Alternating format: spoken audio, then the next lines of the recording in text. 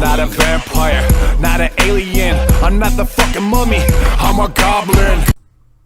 Oh, cookie dookie dookie doo. I don't know what I'm saying, but how are you? Hey guys, I'm the Twisted Goblin. I'm here for all your Twisted reviews. And today, my Goblin Nation, we're here to talk about Thor, Love and Thunder. I finally watched it. I mean, I have it on Blu-ray. It was just new on Blu-ray. Because I don't watch movies of Marvel that much anymore in the theaters. I was like, yeah, this can wait. Sure, I'm gonna be a little bit spoiled. And I hate spoilers kind of thing. So I try to make sure that I don't see the spoilers and really go out of my way to try not to see spoilers. It's fucking hard on the internet, but kind of thing, because everybody's like, it's not a good movie, or it's a fine movie. Most of what I've seen on the internet is it's like, it's a fine movie, but not too much, not too kind of thing. Christopher Bale was great. We wanted to see more of it. That's the kind of general thing.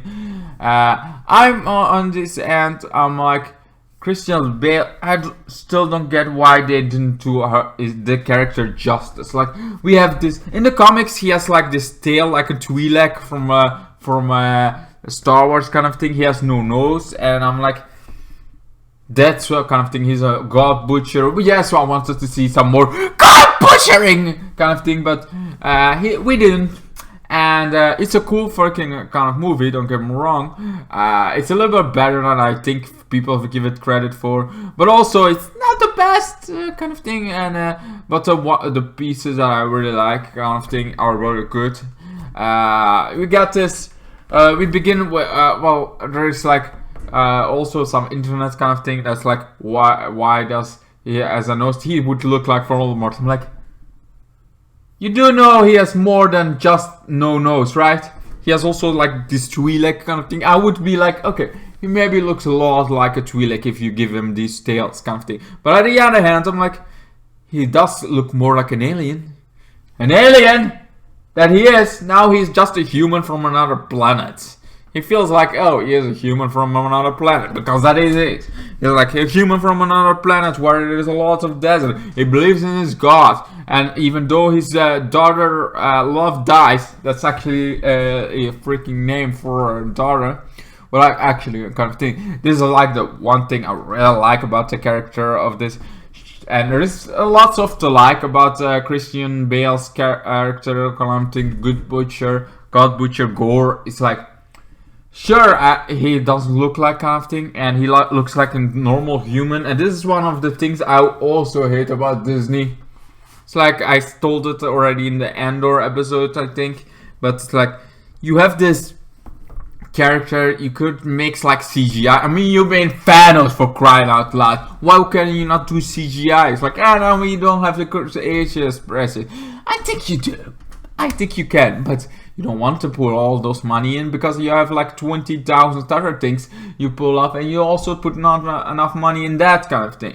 Disney does a lot of things where they should put more money in, but they're like, yeah, we're gonna sprinkle here some money, we cannot do that money, so we're gonna sprinkle here. It's like, they can do so much more. I see this big corporation, big lots of money, can do so amazing if they want to, but they don't. They don't want to. They won't want to get that out of it. So, but what I like about this character is that the God Butcher is like first down his luck. His daughter dies. I like his father dynamic. I'm like, okay, I can see where he's kind of coming from. He wants vengeance. He doesn't know anything else, kind of thing. Because after worshipping his god, even when his daughter, he goes on and he goes on into life. He finally finds this wood where it's beautiful, but then finds out this god is a fucking asshole and doesn't care about anybody. What is that? The corporations are like that too. You know, the gods of today are the fucking corporations. Like, yeah, they don't care about kind of thing. They can find others. Kind of thing. They try. It's like, yeah, you know, you used to love Marvel. Yeah, you love the comics. Oh, those are good stories. We're gonna butcher those stories and make it for a new audience. We're gonna butcher. I think what was something else they messed up. the mermaids kind of thing. We butchered that kind of thing. I'm sure they butchered some other stuff. It's like we're gonna make a gender swapping, or doing race swapping.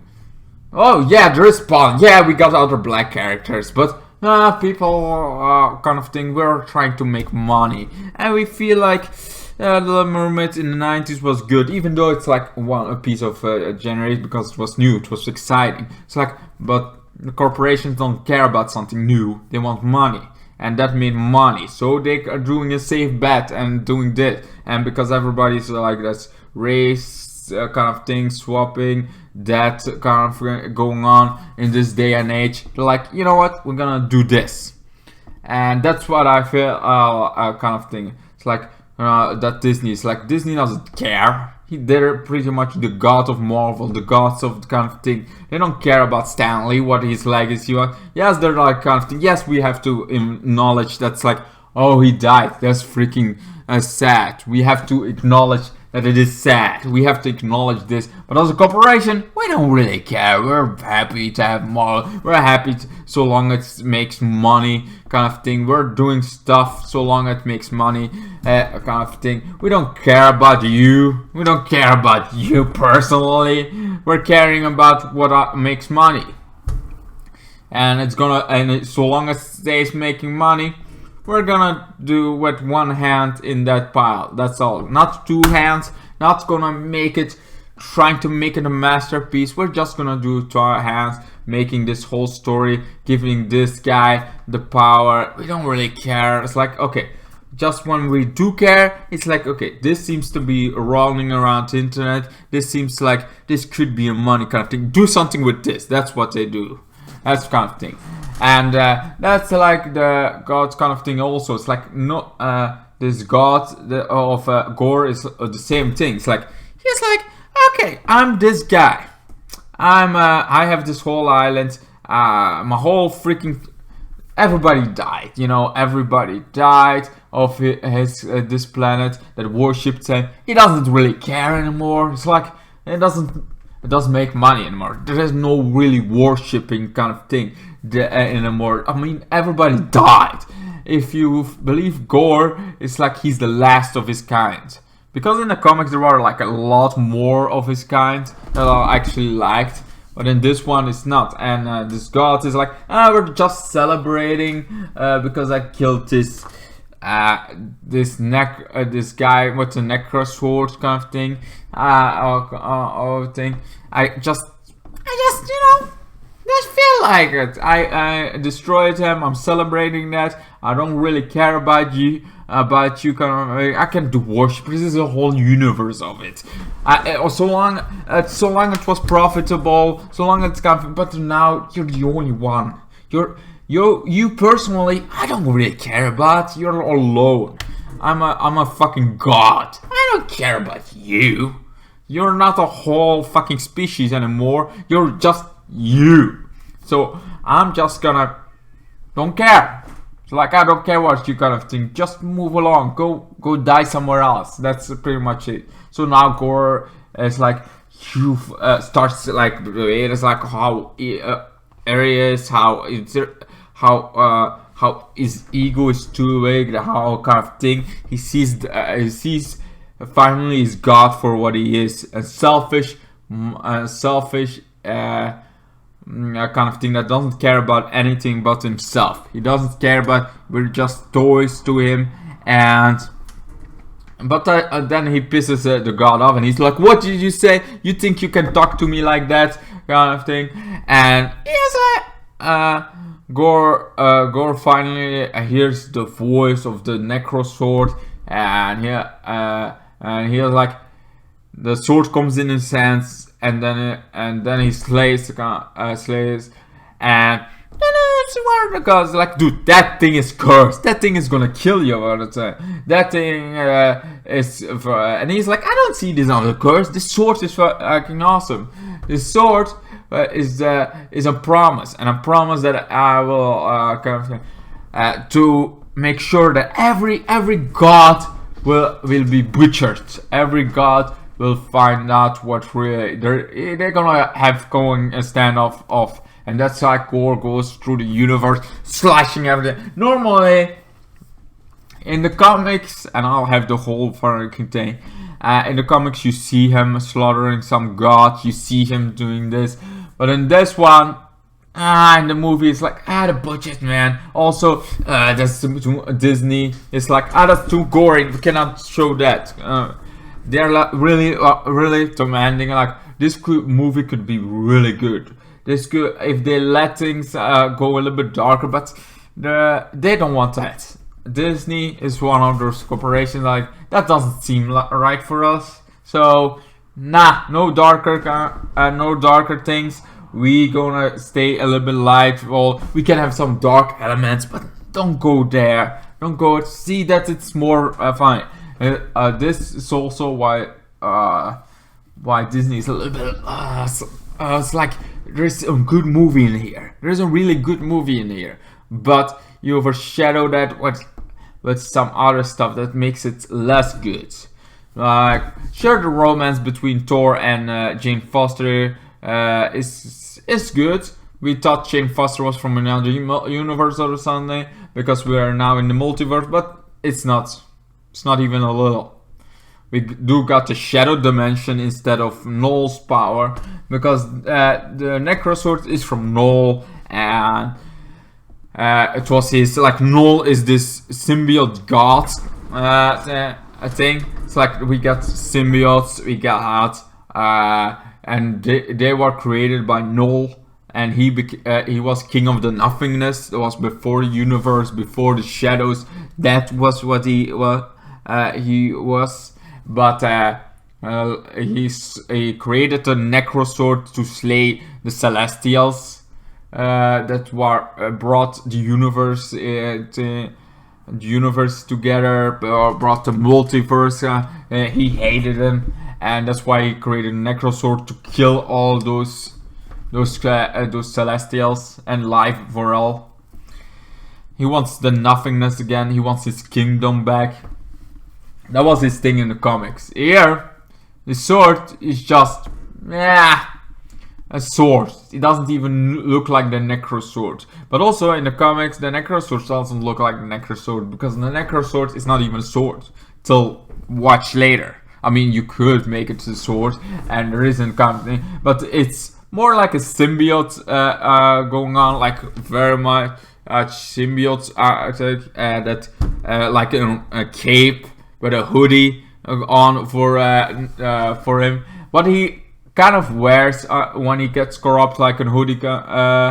He wears a hoodie gore, but it's just not the same. Also, he is like in the shadow. This is one of the things I like. He's like in the shadow realm thing. He has this whole shadow dimension thing going on. When Thor finally comes to there, when Thor goes to there, it was like lights went. It's a black and white kind of movie from that point. And I'm like, only like light from the hammer and Stormbreaker are the only things going light. And I was like, this is actually cool. I like it in black and white. I really do, and I really, that's one of the points I really liked about it. You saw this storm, you saw this going on, and you saw how strong Gore was in this dimension. I like the way he moves much, and he creates like these creatures out of it that I feel like, okay, we can still bring Noel into this whole fiasco of the story. But also we got Thor from the beginning. We also got Thor that now say hold of the whole thing about Gore and what this thing is, how he got started fighting. I have said that, right? You're with me. You know how I say Gore's whole story almost. So now we're going back to Thor, where Thor was it was with the Guardians of the Galaxy. He tries to train a little bit more, becomes a little bit more fit afterwards, but doesn't find a purpose. He doesn't find his purpose. He hasn't a purpose in life. He feels like purposeless, even though he was like, he could be king. But he gives that to the Valkyrie. He gives this Valkyrie to a king, but they're also in Norway, and it's also like, hey, we're in the world now, so making Asgard this whole publicity thing.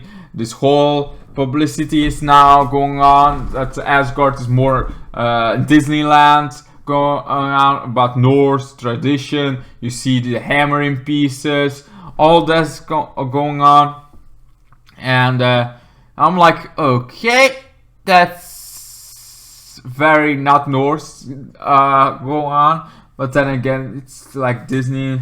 And I feel like, okay, I get why it's going on Earth, but I don't get why the Asgardians just let this happen. It's like, your whole freaking thing about Norse tradition, Norse going on, you just get that out of the way.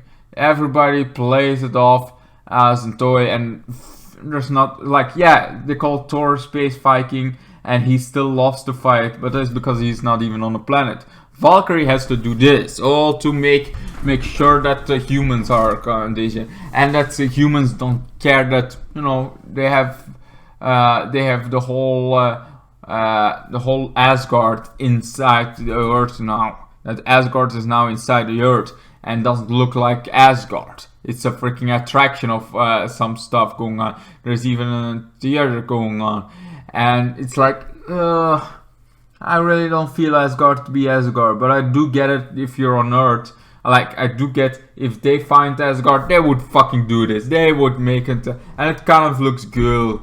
But for Asgardians themselves, it feels like you're literally stepping on their culture. You're stepping on the culture of Vikings. Vikings are fighters. Vikings are, that's like those all things. Vikings are fighters. They fight, they go on.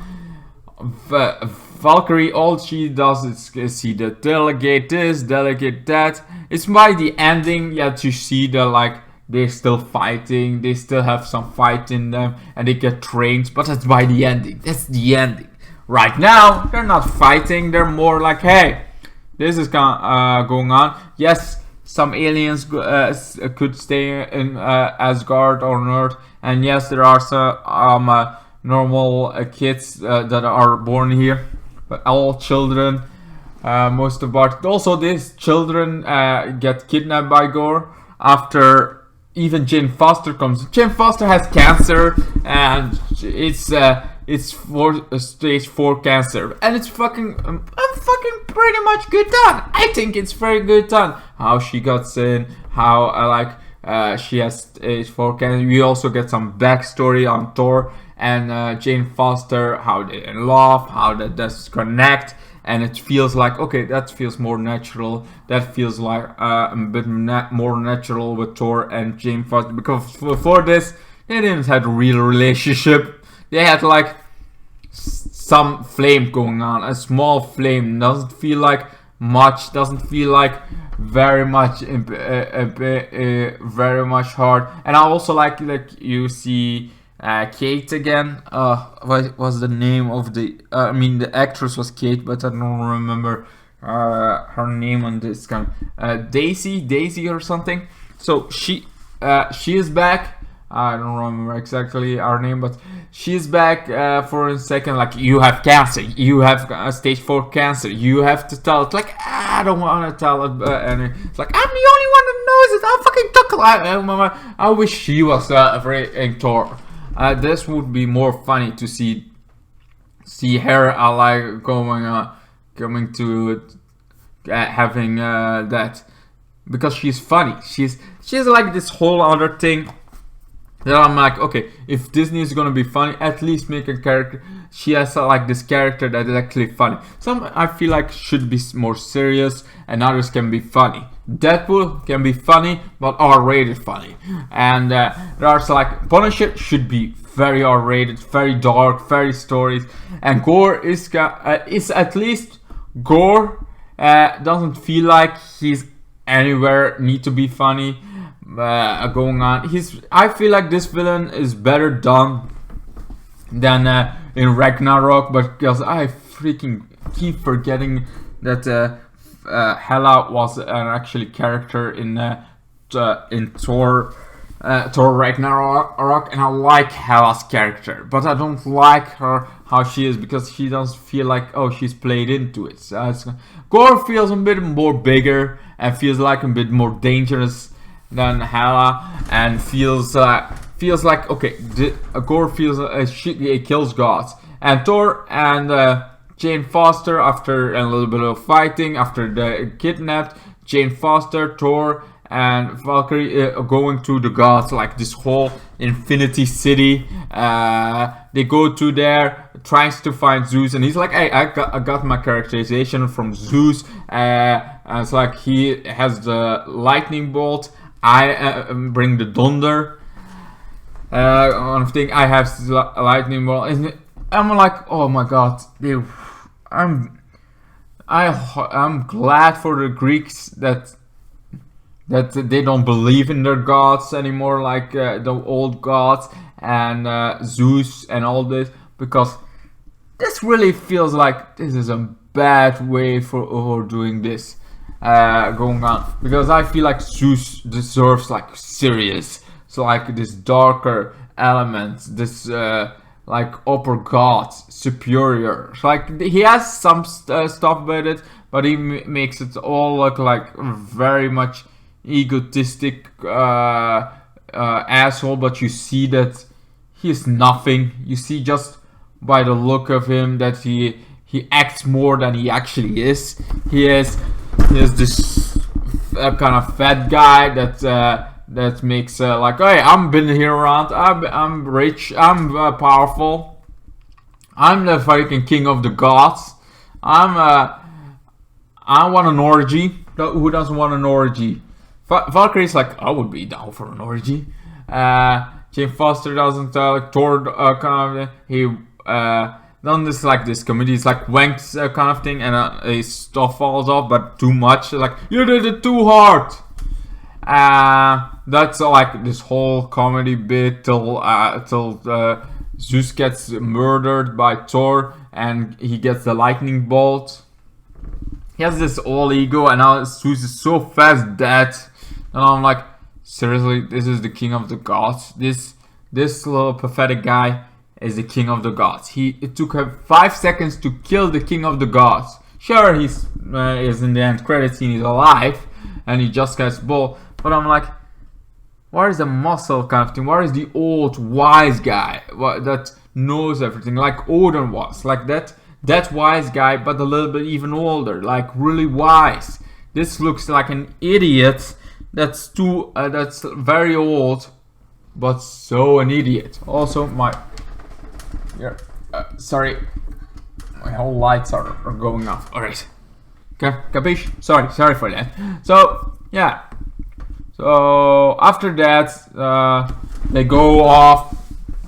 All those gods. Nobody somehow, no other god even tries to help. So this was a complete waste of time. Yes, they have the lightning bolt, but you could also like, oh, Zeus has it somewhere hidden, and they find it.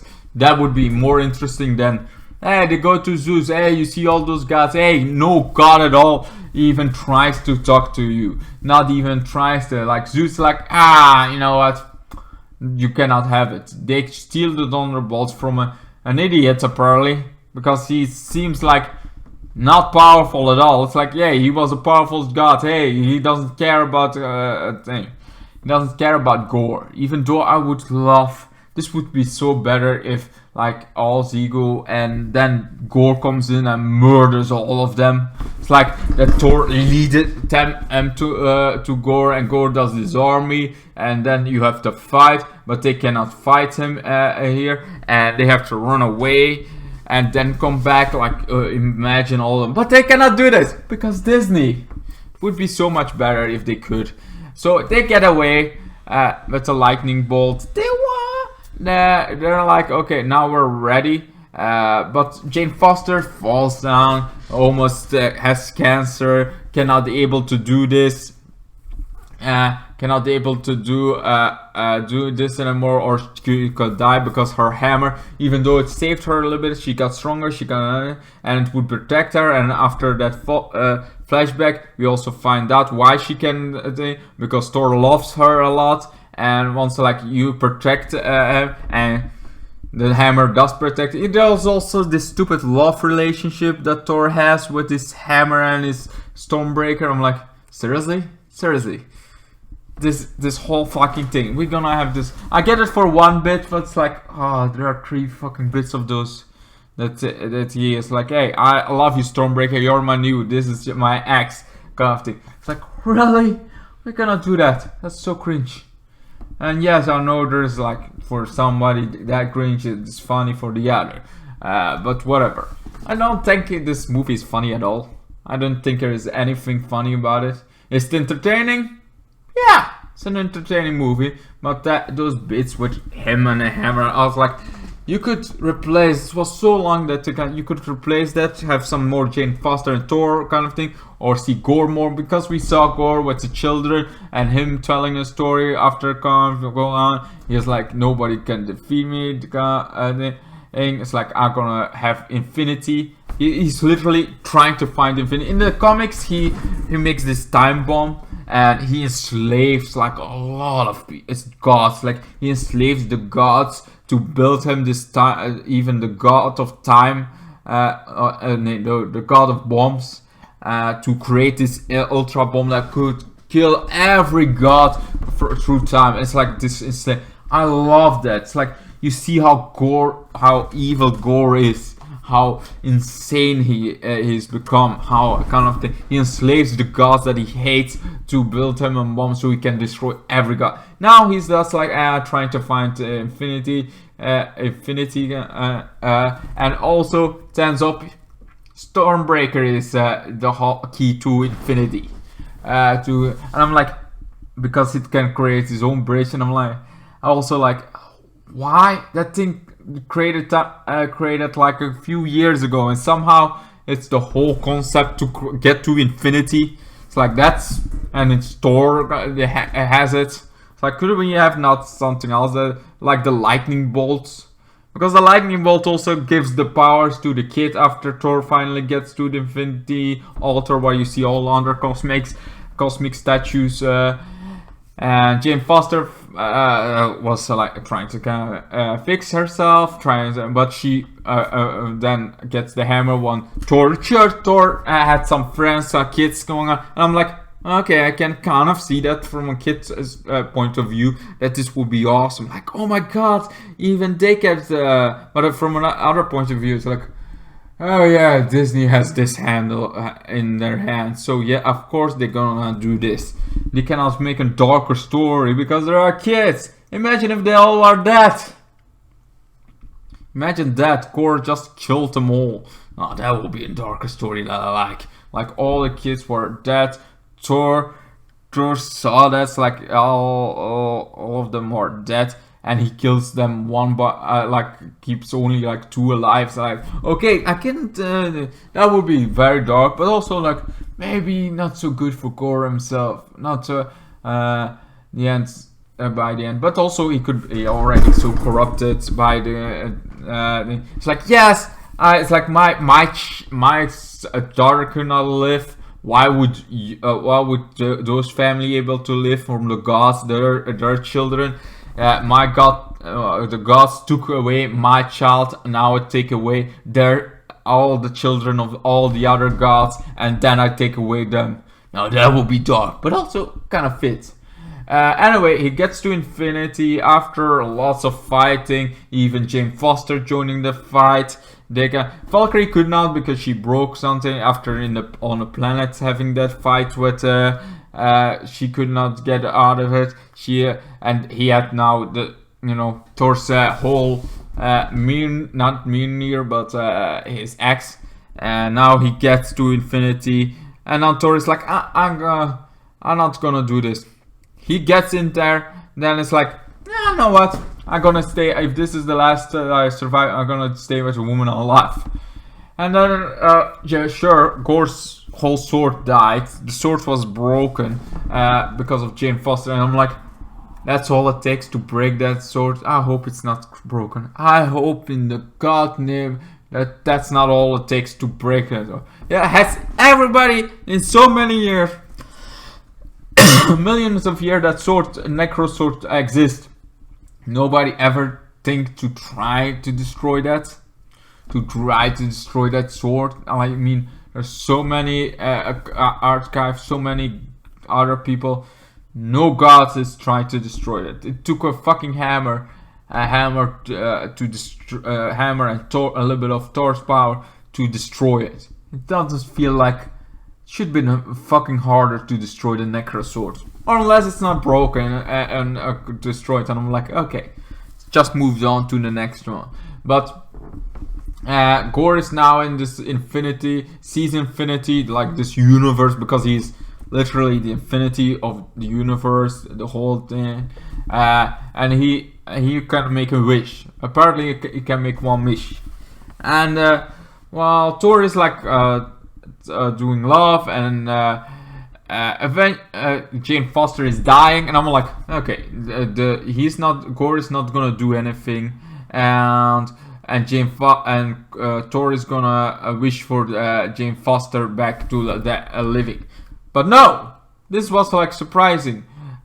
He let Gore doing his wish, and his wish is to instead of destroying his daughter. I'm like, okay, I can see that. If you can't do any wish, why would you not wish for your daughter back? Like in the comic, I would do. He does kill all the gods with a time bomb, and I feel like that makes sense because he doesn't have that wish, and no god is fucking gonna help him when he starts slaughtering them. So it's like it makes sense that he would kill all the gods because he has no other option. But to infinity, having a wish that, like in Dragon Ball is kind of going on, it's like you have any wish, you can wish for anything. Of course you will wish for your daughter back, if it can. If it's possible. So he wished for his daughter, and I was like, you take good care of my daughter, and he does. Thor becomes a kind of an uncle, a father figure. It's actually Chris Hemsworth's real daughter that plays Love, and that's like the title of Love and Thunder.